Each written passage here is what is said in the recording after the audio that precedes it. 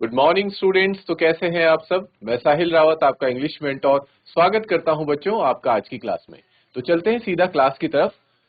आज की क्लास में बच्चों हम रीड करने वाले हैं इस पोएम को जिसका नाम है फॉर एनी ग्रेगरी। ठीक है, इस पोएम में आपके पास 3 स्टैंजाज हैं, तो शॉर्ट पोएम है ये, लेकिन बट बहुत ही ब्यूटीफुल और बहुत ही डीप मीनिंग, एक गहरा असर आपके जीवन में ला देगी ये पोएम, अगर आप इसको ध्यान से समझते हैं तो। ठीक है बच्चों, और इसके जो पोएट हैं वो है विलियम बटलर यीट्स। क्लियर बच्चों।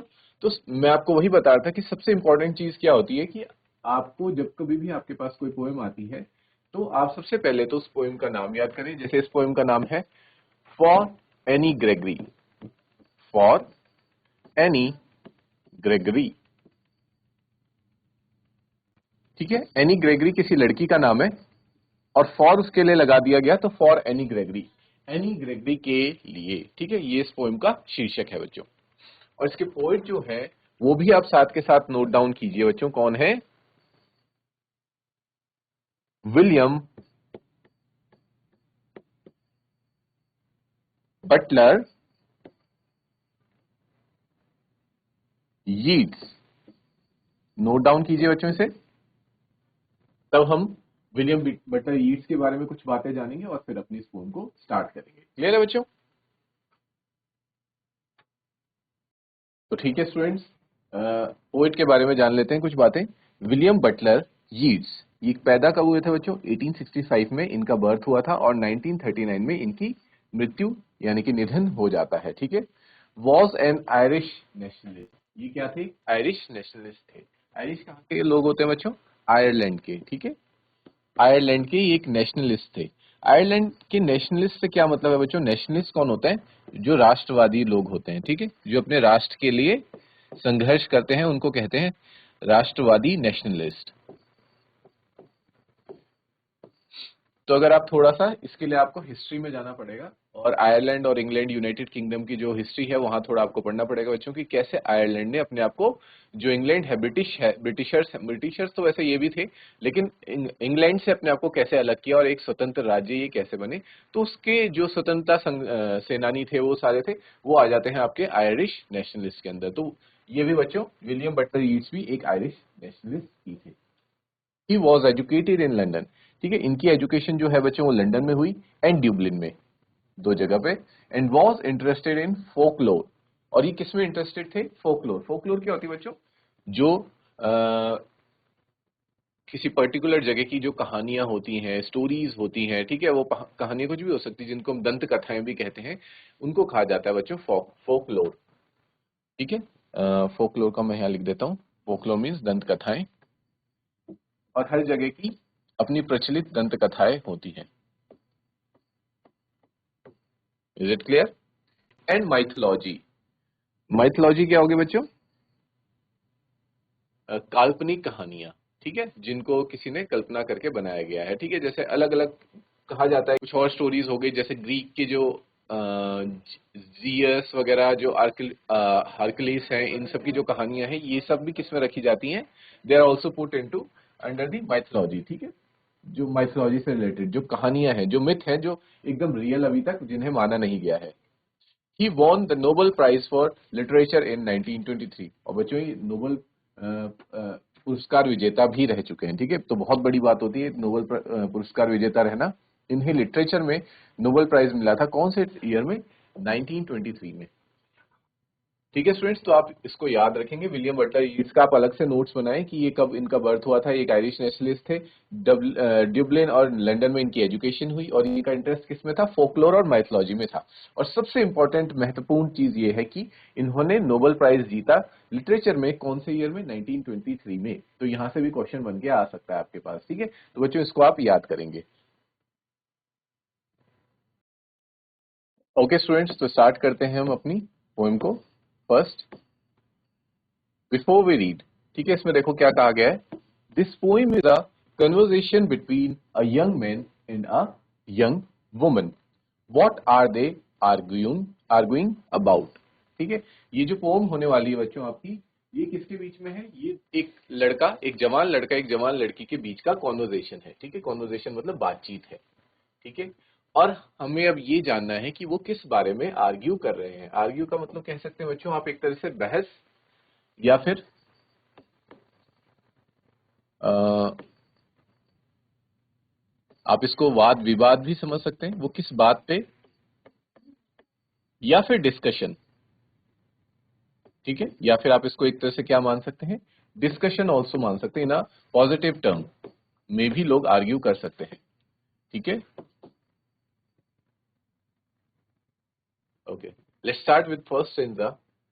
Never shall a young man thrown into despair by those great honey-colored ramparts at your ear love you for yourself alone and not your yellow hair।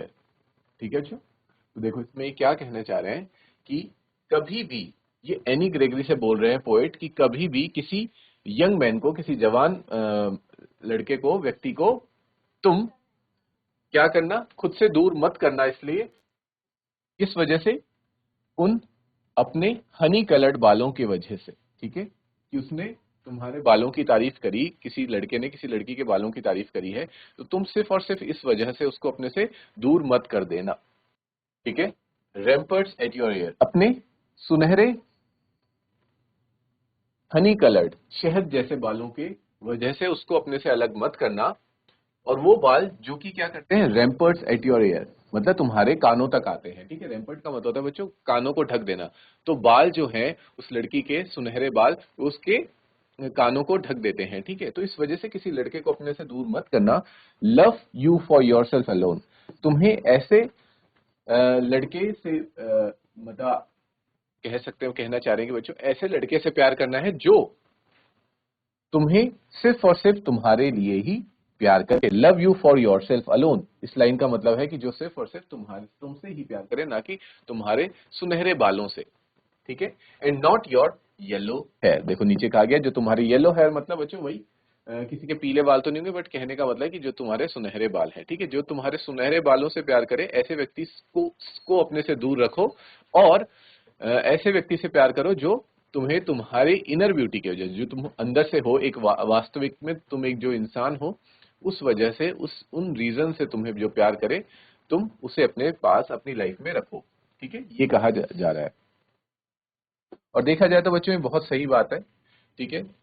क्या होता है mostly कि जो humans हैं वो एक दूसरे से आकर्षित होते हैं, अट्रैक्ट होते हैं एक दूसरे की तरफ, किसकी वजह से, because of outer beauty, external beauty की वजह से, ठीक है। बाहरी खूबसूरती की वजह से हम लोग एक दूसरे पे अट्रैक्ट होते हैं। बट हमें किसी से भी अट्रैक्ट होने से पहले ये देखना चाहिए कि वो इंसान, तो ऐसा कई बार होता है कि हम दूसरों से आकर्षित होते हैं, अट्रैक्ट होते हैं, सिर्फ और सिर्फ उनकी बाहरी वेशभूषा या फिर उनके बाहर एक्सटर्नल बॉडी, एक्सटर्नल फीचर्स को देख करके। बट ऐसा नहीं होना चाहिए। हमें इंसान के अंदर की खूबसूरती को पहचानना आना चाहिए, ठीक है, कि वो इंसान का जो व्यक्तित्व है वो कैसा है, उस इंसान की सोच कैसी है, उस इंसान का दिल कैसा है, ठीक है। हमें इन चीजों को देखना चाहिए। और यहीं पे पोएट इन्हीं बातों को जोर देना चाह रहे हैं फॉर एनी ग्रेगरी के लिए। तो उन्होंने कैरेक्टर चुना है एनी ग्रेगरी का, लेकिन वो सिर्फ और सिर्फ एनी ग्रेगरी को ये बात नहीं समझाना चाह रहे हैं। वो पूरे मानव समाज को अपनी पोएम के थ्रू, अपनी कविता के थ्रू ये मैसेज देना चाह रहे हैं कि कभी भी किसी से प्यार करो तो सिर्फ और सिर्फ बाहरी वेशभूषा, बाहरी दिखावे पे मत जाओ, ठीक है। किस पे जाओ, हमेशा उस इंसान के अंदर की जो क्वालिटीज हैं, जो उसके गुण हैं, हमेशा उनको देखो, ठीक है बच्चों। तो ये हो सकता है कि जैसे जिस एज में आप अभी हैं, ठीक है, क्लास 10th में, अभी आप इस बात को शायद उतने डीपली ना समझ पाए, बट जो इसकी इस इन लाइंस के अंदर का जो बहुत डीप मैसेज है, जब आप थोड़े बड़े होंगे तो आप डेफिनेटली उस बात को समझेंगे।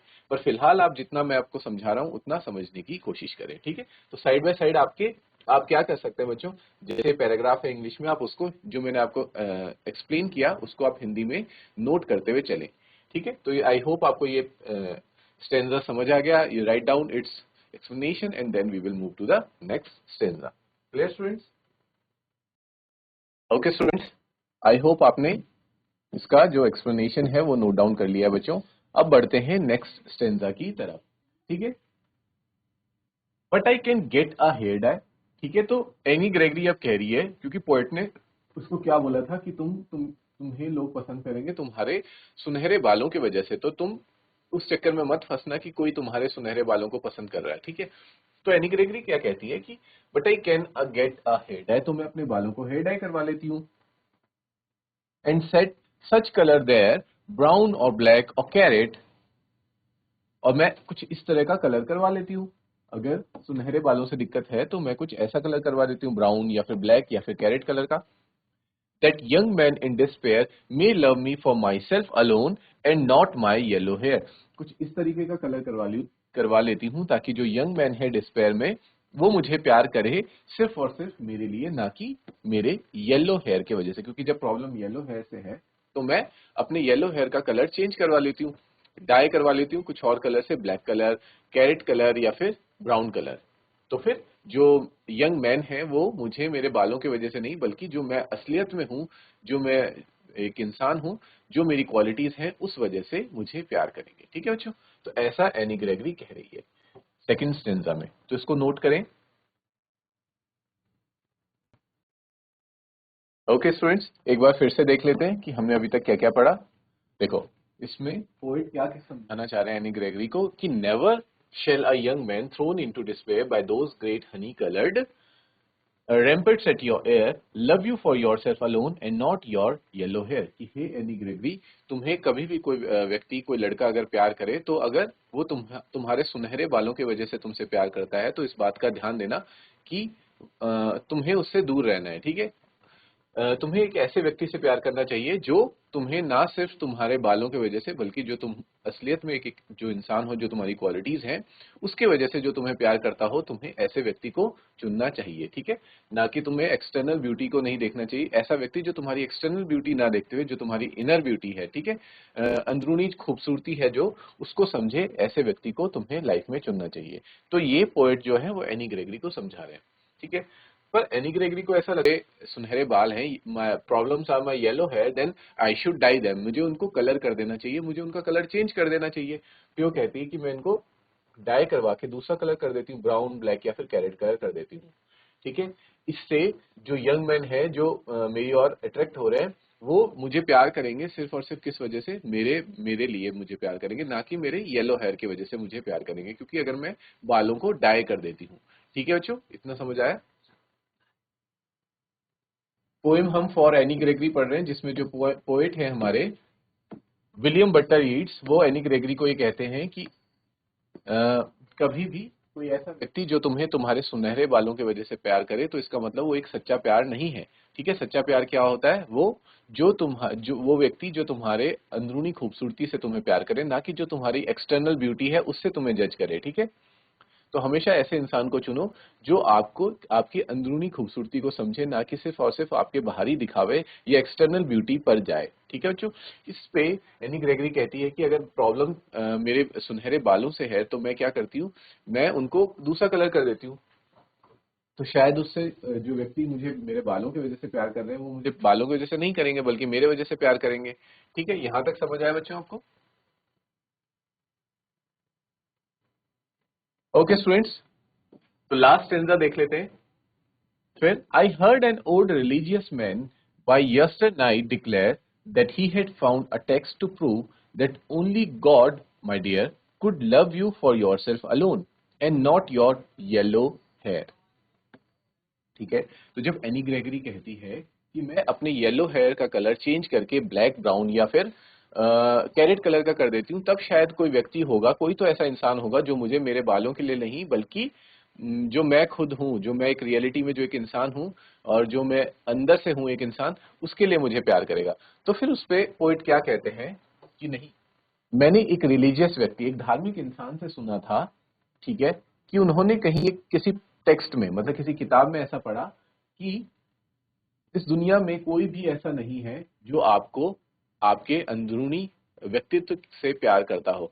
यहाँ पे सब लोग एक दूसरे, जितने भी इंसान हैं वो सब एक दूसरे से सिर्फ और सिर्फ किसी पर्पस से, किसी रीजन से, किसी मतलब से जुड़े हैं, किसी मतलब से एक दूसरे से प्यार करते हैं, और सिर्फ उनकी बाहरी खूबसूरती को देखकर ही प्यार करते हैं। सिर्फ और सिर्फ एकमात्र गॉड, ठीक है, यहाँ पे कहा गया है गॉड। गॉड हो सकते हैं, भगवान हो सकते हैं, कुछ भी हो सकते हैं।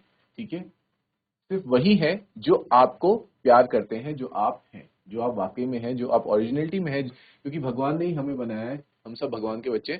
तो भगवान हमें, हम जैसे भी हों, वो हमें प्यार करते हैं, ठीक है। और वही है जो तुम्हें एनी या प्यार करेंगे तुम्हारे लिए, ना कि तुम्हारे सुनहरे बालों के लिए, ठीक है बच्चों। तो वो एनी ग्रेगरी का जो भ्रम है कि अगर मैं अपने बालों का कलर चेंज कर देती हूँ तब शायद कोई मुझे रियल लव कर सकेगा, तो इसको वो दूर कर देते हैं कि रियल लव इस दुनिया में कोई नहीं कर सकता है, क्योंकि सब एक दूसरे से क्या है बच्चों, मतलब की वजह से जुड़े हैं, और all are connected to each other with their external beauties, ठीक है, बाहरी दिखावे से जुड़े हैं। सिर्फ और सिर्फ एकमात्र भगवान है जो अपने बच्चों को क्या करते हैं, जैसे उनके बच्चे हैं, जैसे हम हैं, हम जो अंदर से जैसे हैं, सिर्फ और सिर्फ उस वजह से हमें प्यार करते हैं, ठीक है। तो ये बहुत ही ब्यूटीफुल पोएम थी बच्चों, विलियम बटलर यीट्स के द्वारा, ठीक है। इसको आप फिर से एक बार रिवाइज करेंगे और नेक्स्ट क्लास में मिलेंगे बच्चों हम इसके क्वेश्चन आंसर्स के साथ।